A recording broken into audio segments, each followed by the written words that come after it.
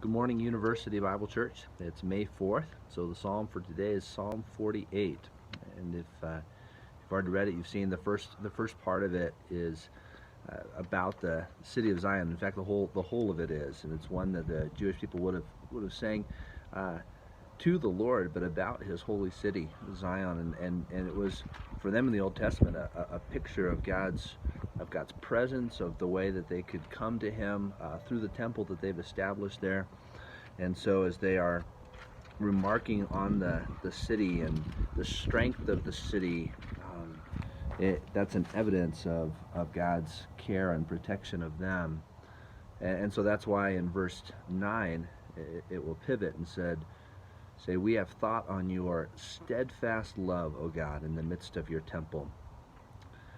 And so for us, where do we see God's steadfast love? Where do we reflect on His steadfast love? Where do we do what they did in verses 12 to 14, where they say they walked around the city and they see the strength of it, and they tell the next generation that this is our God?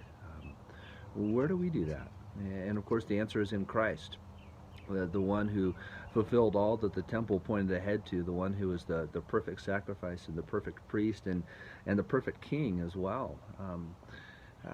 And so it's in Christ that we see God's steadfast love.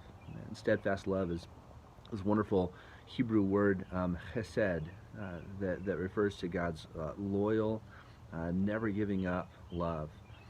And I love that in here in verse 9 it says that they have thought on that. They have intentionally considered and pondered God's hesed, his loyal love. And so that's a great reminder for us to do the same, to intentionally think about God's loyal love as we see most fully portrayed in the person of Christ, and then to tell of that to the next generation. Well, have a great day. God bless.